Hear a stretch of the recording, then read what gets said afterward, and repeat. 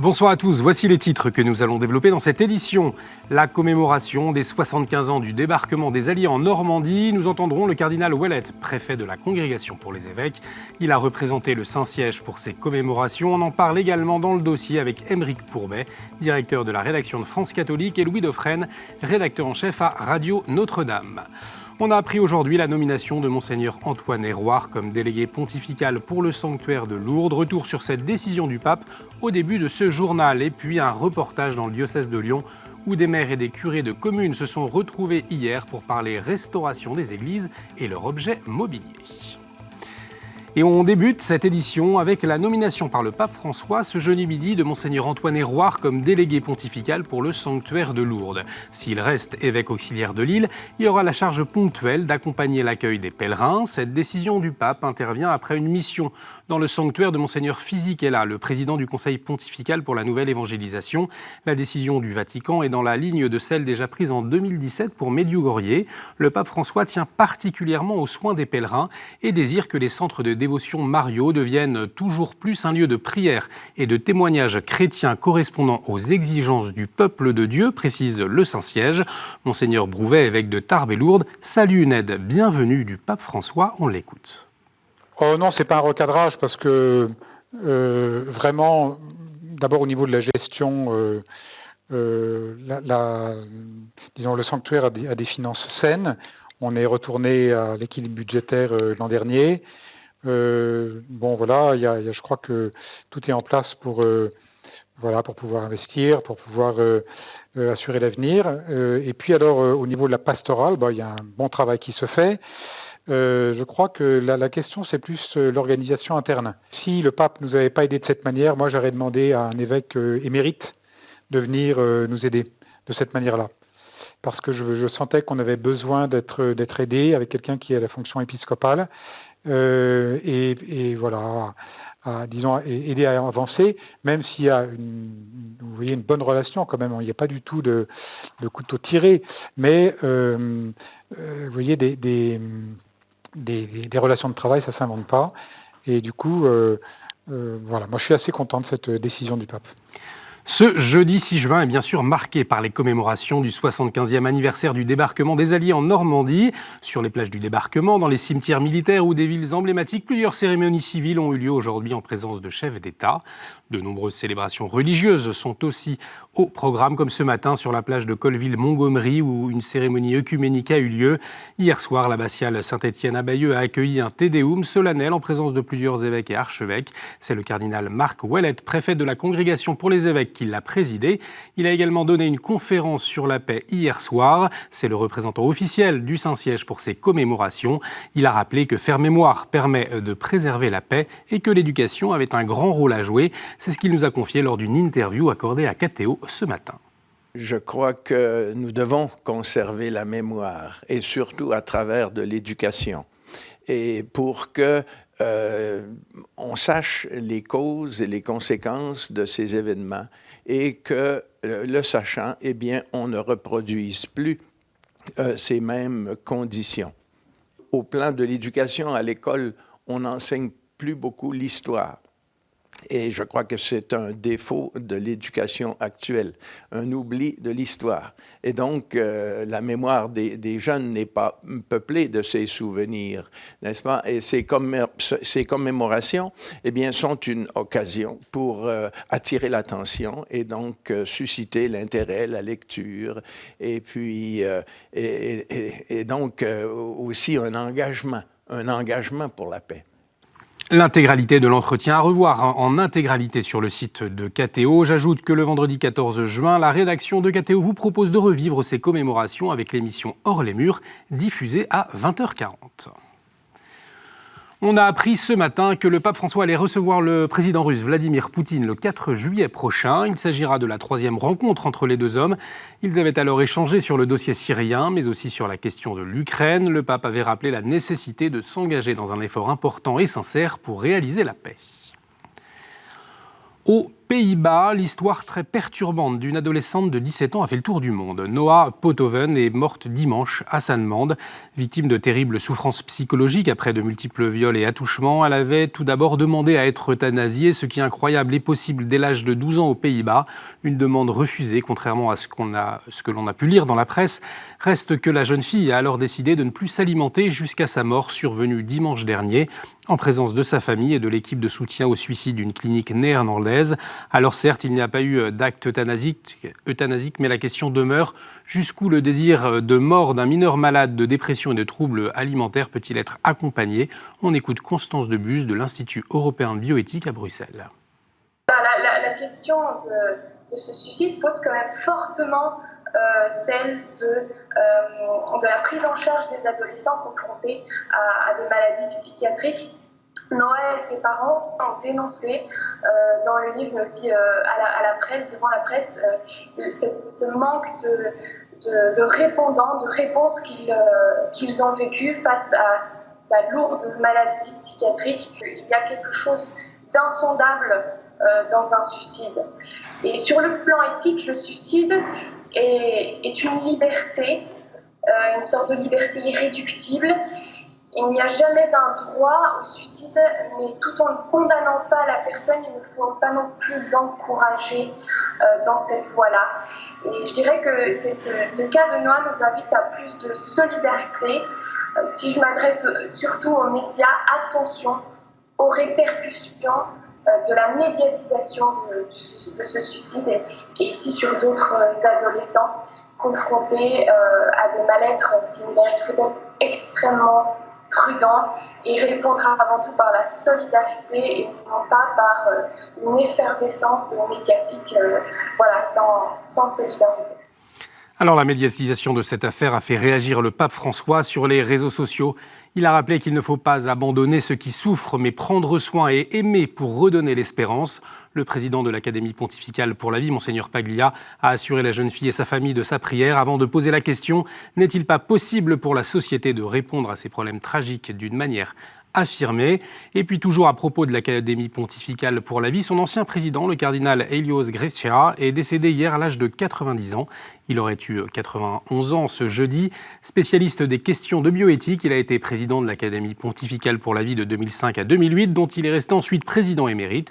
Il a aussi été le fondateur et directeur de la revue bioéthique Médecine et Moralité, mais aussi directeur de l'Institut de bioéthique de 92 à 2000. Il a été créé cardinal par Benoît XVI en 2010.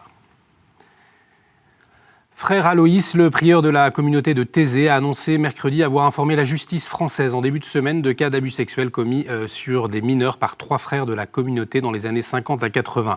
2 d'entre eux sont décédés il y a 15 ans. Dans un communiqué, Frère Aloïs souligne que ses premières pensées vont vers les victimes. Il dit vouloir parler pour les victimes, leurs proches, comme à celles et ceux qui cherchent à Thésée un espace de confiance, de sécurité et de vérité. Frère Aloïs qui s'est confié à nos confrères de Vatican News, on l'écoute. J'ai accompagné d'abord les victimes. Je trouvais que c'est ça la priorité. Il y avait 5 victimes. En tout, 5 victimes qui se sont signalées et avec d'autres frères, nous les avons écoutées. J'ai cru à leurs paroles et je les ai accompagnés. Mais avec les années, nous avons vu qu'il faut aller plus loin dans notre démarche et d'une part signaler les situations au procureur de la République, à la justice, et d'autre part, nous avons pris la décision en parlant entre nous, les frères en communauté, une décision unanime entre nous que nous voulons dire publiquement. C'est un très triste événement qui fait partie de l'histoire de notre communauté. La communauté de Thésée indique que toute agression peut être signalée à l'adresse courriel protection@thésée.fr. La communauté de Thésée indique que toute agression peut être signalée à l'adresse courriel protection@thésée.fr. En Belgique, ce mercredi, le pape François a nommé Monseigneur Pierre Varin, évêque de Namur. Monseigneur Varin était depuis 2004 évêque auxiliaire de ce même diocèse. Il a été ordonné prêtre en 1972 pour le diocèse de Liège. Il succède ainsi à Monseigneur Rémy Van Cotem. Monseigneur Varin prendra possession du siège épiscopal le 30 juin à 15h à la cathédrale Saint-Aubin de Namur. À 70 ans, il deviendra le 31e évêque de Namur. Il nous a confié avoir été surpris par sa nomination et s'adresse à ses futurs fidèles. Je dirais ce que le pape François a dit lorsque il est apparu pour la première fois sur la loggia à la basilique Saint-Pierre, priez pour moi. Je prends mesure de la tâche qui m'attend. C'est pour quelques petites années, j'ai 71 ans, un épiscopat de 4-5 ans, mais voilà qui m'est demandé. Et je me confie vraiment à la prière de chacun et de chacune dans le diocèse. Quand curés de paroisse et maires de communes se rencontrent pour la restauration des églises, hier mercredi, pour la deuxième année consécutive, le diocèse de Lyon a organisé une journée dont l'ambition était d'aider les acteurs de terrain, c'est-à-dire les maires propriétaires des églises et les curés affectataires, à agir pour la restauration des églises et leur mobilier. Reportage avec Emmanuel Favreau. Ce mercredi, à l'hôtel de région de Lyon, 150 curés et maires se sont réunis autour de Monseigneur Gobillard pour une journée de sensibilisation sur la restauration des églises et de leur mobilier religieux. Pour moi, c'est très important que ce soit une journée de rencontre. Une rencontre entre les maires et les prêtres et les curés, les équipes pastorales, pour que les choses soient plus simples, plus faciles. Et figurez-vous que lorsque les projets sont vécus de manière globale et en collaboration, Église, pouvoir public, ils sont plus efficaces, plus durables et moins chers en fait. La plupart de ces élus et de ces prêtres sont venus avec un projet bien particulier en tête. Aujourd'hui, on a appris le cabinet Archipat, qui nous a quand même expliqué le déroulement pour bien monter un dossier, qu'il fallait faire quand même un diagnostic très précis de l'état de notre église. Nous, c'est vraiment notre emblème et l'église trône au milieu de notre village. Nous sommes avec la ville de Mions en collaboration pour la restauration d'une des églises et qu'il est important quand on restaure une église de ne pas considérer ce bâtiment comme n'importe quel bâtiment. Et donc il est important d'être informé sur ce qu'on peut faire, avec qui, quel partenaire, pour que le patrimoine soit à la fois respecté dans son histoire et puisse évoluer dans le temps.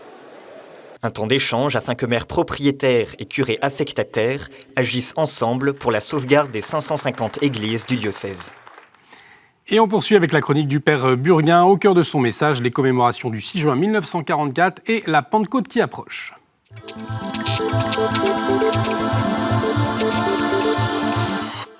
Chers amis, dans quelques jours, nous allons célébrer la Pentecôte, nous allons faire mémoire de ce grand don de l'Esprit Saint.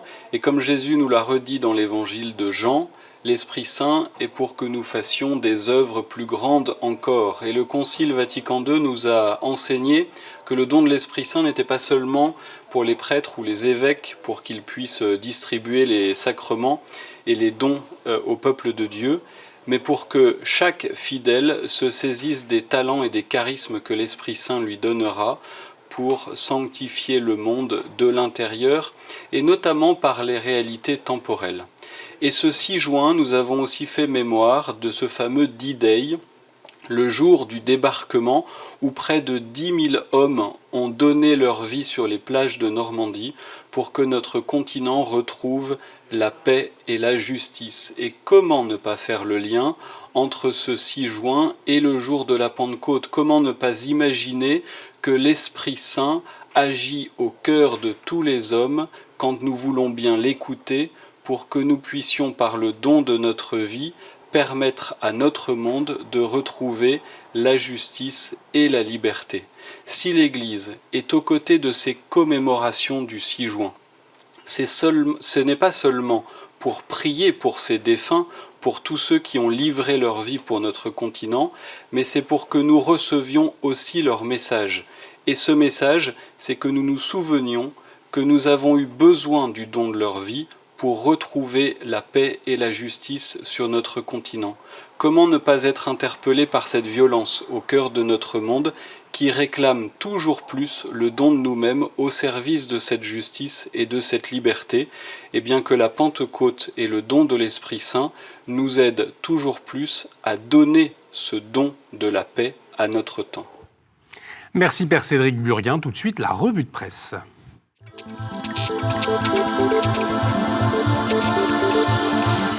Et on commence avec France catholique. Aymeric Pourbet, bonsoir. Bonsoir Olivier. La Pentecôte, au cœur de votre nouveau numéro. Oui, on est allé rechercher un événement qui a eu lieu au XVIe siècle à Rome. C'est Saint Philippe Néri qui, le jour de la Pentecôte, reçoit une effusion de l'Esprit. Alors, c'est une histoire incroyable, mais ça a été à l'origine de son œuvre qui est formidable, l'oratoire, qui a essaimé ensuite en France. Il y a des liens très proches entre l'oratoire et la France. Et voilà, et on raconte cette histoire puisque j'ai eu la chance de pouvoir assister à la messe, à l'endroit même, dans les catacombes, où il a reçu cette effusion de l'Esprit. Et donc, voilà, c'est toute cette histoire qu'on raconte cette semaine dans France catholique. Merci Aymeric.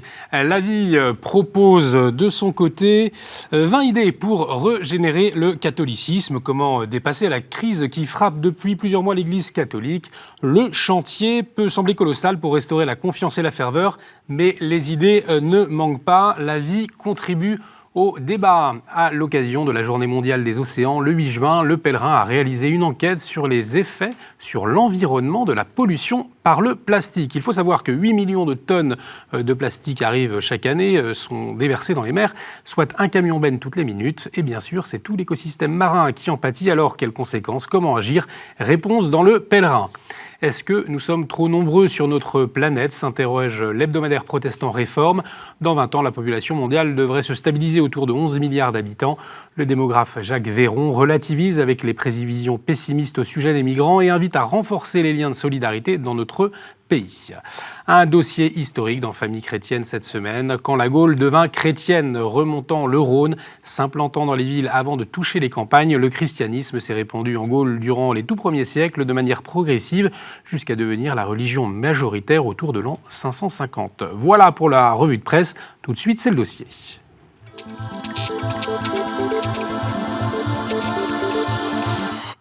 Louis Dauphren, bonsoir. Bonsoir. Aymeric Pourbet, rebonsoir. Alors toute la journée, on a pu suivre la commémoration des 75 ans du débarquement des Alliés en Normandie. Les temps ont changé, les relations internationales aussi. Comment est-ce que vous avez vécu cette journée dans ce contexte, Aymeric ? Alors d'abord, 75 ans, c'est 3 générations.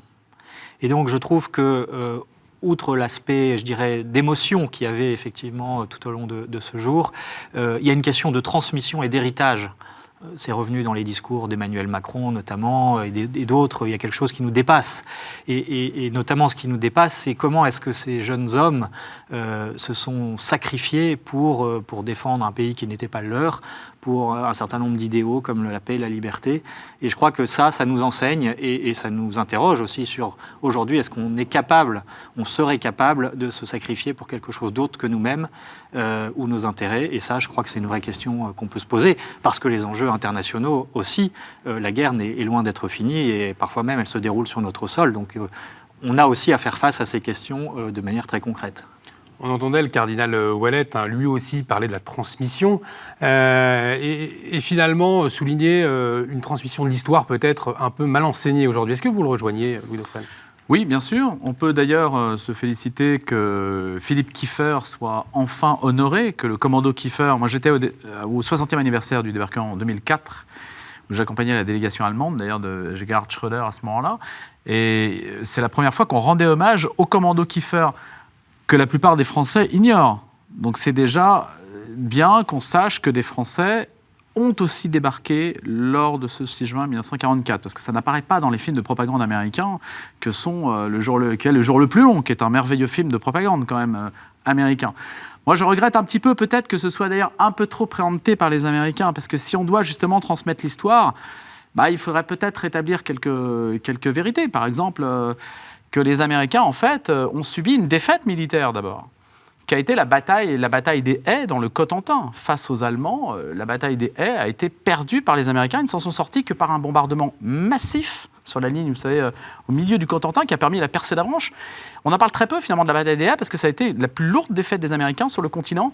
Après, jusqu'à Berlin, hein, c'est là qu'ils ont perdu le plus de morts, c'est dans le Cotentin.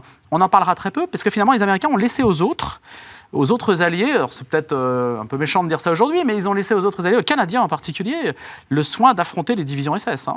Les divisions SS très aguerries, ce sont les Canadiens qui se les sont prises en pleine figure, notamment la bataille de Caen, bien sûr. Hein. Donc la bataille de Caen, les Canadiens, la bataille autour de la baie d'Ardennes, par exemple, ont énormément dégusté face aux Allemands. Les Américains donc, ont joué un jeu en se prenant, on peut dire, la meilleure part de ce débarquement. Bon, est-ce que ce sont des choses à dire lors de la transmission de l'histoire? Je ne sais pas, peut-être, après tout. Hein, il y a peut-être un équilibre à trouver dans ces commémorations. Et puis moi, je suis sensible, enfin, je ne veux pas prendre non plus la parole, mais je trouve que le mémorial de Caen a fait tout un effort depuis des années déjà pour parler de toutes les victimes civiles de ce débarquement, et en particulier des bombardements, parce que je trouve qu'on en parle finalement très peu. Le Havre qui a été laminé 4 septembre 1944, sans aucune raison. Saint-Lô qui a été laminé sans aucune raison stratégique. Caen sans aucune raison stratégique. Il n'y avait plus un Allemand dans Caen quand la ville de Caen a été rasée à 70%. Lisieux qui a été rasé entièrement.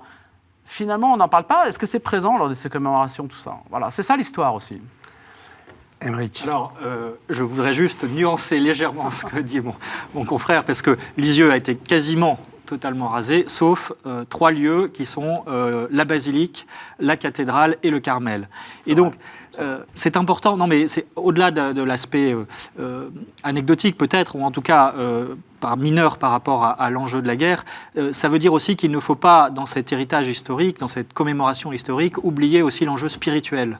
Parce que Emmanuel Macron a cité une lettre d'un jeune résistant qui a été fusillé en 1943, qui était catholique, et qui, dans sa dernière lettre extrêmement émouvante, parle de sa foi.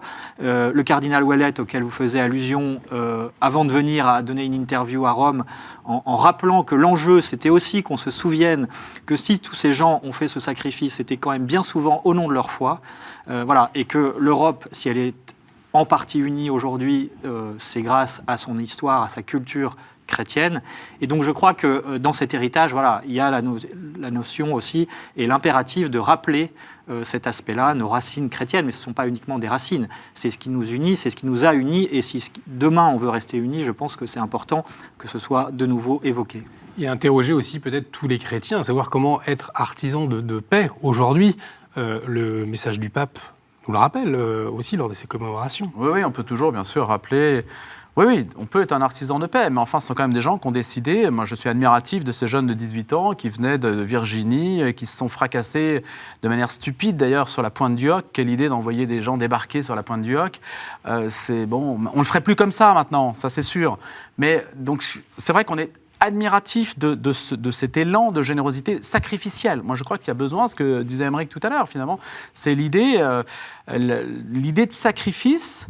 Donc on est redevable auprès de ces alliés qui ne connaissaient pas l'Europe d'avoir donné leur vie pour un continent qu'ils ne connaissaient même pas. Ça, c'est vrai que c'est magnifique comme geste. Bon, c'est l'occasion aussi de rendre hommage à toute la résistance française qui a aussi beaucoup contribué à ce que ce débarquement puisse avoir lieu. Et puis évidemment le discours de Bayeux du général de Gaulle qui a permis aussi que la France soit quand même dans le camp des vainqueurs. Ce qui n'était pas acquis auprès des Américains quand même, hein, parce que normalement, De Gaulle a quand même contribué à ce que la France soit dans le bon camp après la Seconde Guerre mondiale, ce qui n'était pas acquis dès le départ. On aurait pu simplement être une zone américaine, une zone occupée en fait d'une certaine façon par... D'ailleurs, les Américains disent « the invasion of Western Europe hein, », ils disent c'est bien l'invasion de l'Europe occidentale hein, pour les Américains. Vous, est-ce qu'une journée de commémoration comme celle d'aujourd'hui, eh bien, ça apporte quelque chose, ça rappelle quelque chose dans les relations internationales qu'on vit aujourd'hui, qui sont pas les mêmes, hein, je le disais, et puis tendues parfois aussi, Aymeric? Je crois que ça rappelle une chose. Vous parliez des commémorations précédentes de 2004, où le cardinal Ratzinger est venu comme envoyé du pape, et il a dit une chose, il a dit le pacifisme absolu est une bêtise, une illusion. Et je crois que, voilà, une des choses que ça nous rappelle, c'est que on peut discuter sur la guerre juste, mais il se trouve que la guerre fait partie des relations internationales, malheureusement, et qu'il faut en tenir compte. C'est-à-dire qu'on ne peut pas vivre dans un monde où finalement on pense que par le dialogue on pourrait tout régler. Non, c'est pas vrai. Le terrorisme existe, les menaces existent, et je crois que la phrase la plus juste pour moi, vous rappelez le commando Kieffer tout à l'heure, c'est l'abbé de Norrois, René de Norrois, qui était l'aumônier de ce commando français, donc dans les trous du débarquement, qui a dit j'ai fait la guerre sans haïr les hommes. Et ça me semble être une juste compréhension des enjeux, parce que ce sont des enjeux humains, mais il l'a fait en chrétien, c'est-à-dire sans éprouver de haine pour ceux qu'il combattait, puisqu'il était soldat comme les autres. Voilà, ça c'est une attitude qui me semble en tout cas intéressante à réfléchir pour aujourd'hui. Pour conclure, Louis Dauphren, il reste quelques secondes. Bon, il y a la petite controverse pour savoir si Vladimir Poutine aurait dû être invité ou pas. Lui-même dit qu'il n'était pas utile. Je ne sais pas s'il faut le prendre avec... Enfin, qu'il n'était pas... Oui, sa présence n'était pas forcément... Il avait autre chose à faire aussi. Bon. Non, il faut peut-être rappeler quand même que la guerre s'est jouée à l'Est. Hein. Elle ne s'est pas jouée en Normandie. Il faut quand même être clair là-dessus. 75% des troupes allemandes ont été détruites par l'armée soviétique.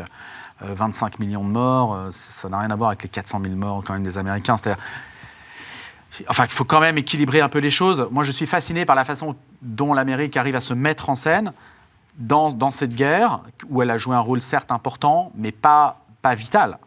Pas vital, parce que c'est quand même la Russie qui a... qu'on le veuille ou non, qu'on trouve ça... je ne sais pas, il n'y a pas trouvé ça juste ou pas, c'est comme ça s'est passé comme ça. La machine de guerre nazie a été écrasée par l'Union soviétique. Merci Louis Dauphren, merci beaucoup Aymeric Pourbet d'avoir accepté notre invitation. Merci à vous de nous avoir suivis. Cette émission est à revoir sur notre site internet www.ktotv.com. Réagissez également avec le hashtag à la source. On se retrouve la semaine prochaine. Excellente soirée sur KTO.